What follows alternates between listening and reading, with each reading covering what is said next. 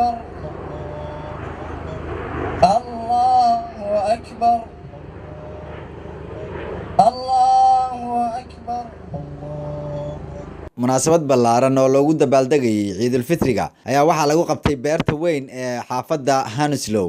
munaasabadaasi oo ay ka soo qayb galeen culimaadudiin iyo xildhibaano haween iyo caruur aad u fara badan ayaa waxaa soo abaabulay muassasada Al Furqaan oo iyagu isku howlay sidii ay isugu keeni lahaayeen beertii ay ku dukan lahaayeen muslimiinta ku dhaqan wadankan Ingiriiska gaar ahaan dadyowga Soomaaliyeed. ciidukum mubaarak. waxaan idin hambalyeeynaa ciid الفطر وإلهي سبحانه وتعالى نو تشريعي. عيدكم مبارك. عيد مبارك. عيد وناكسن dhammaan ummadda Soomaaliyeed meel walba joogtaan ba waxaanu idin leenahay ciid wanaagsan. maanta waxaan ku ciideynaa magaalada London Hounslow Lambton Park oo Soomaalidu isugu timid. waxaan leenahay dhammaan ummadda Soomaaliyeed meel kasta joogaanba ciid wanaagsan. qaasatan reer UK reer London waxaan leenahay ciid wanaagsan. ciid ku ciida iyo bashbash iyo barwaaqo iyo farxad. soonkiina Ilaahay kulligeen aan soo soonay hanaga aqbalo.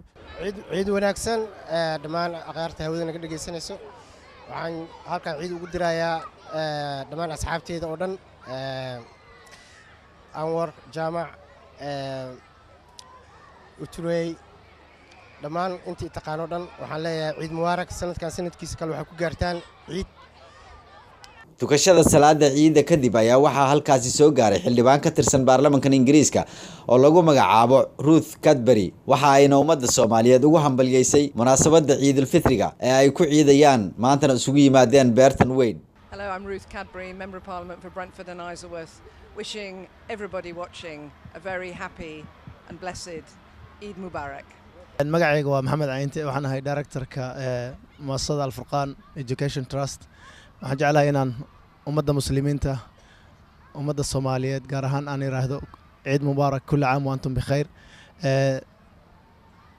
munaasabadan quruxda badan aad u jeedaan ama eventigan quruxda badan aad u jeedaan aan ku sameynayno ciida baagan weyn ee Lambton Park oo ugu talagalnay inay ku ciidaan muslimiinta degan xaafadan Hounslow iyo guud ahaan galbeedka London inay farxadda ciida ku qaataan salaada ciida ay ku tukadaan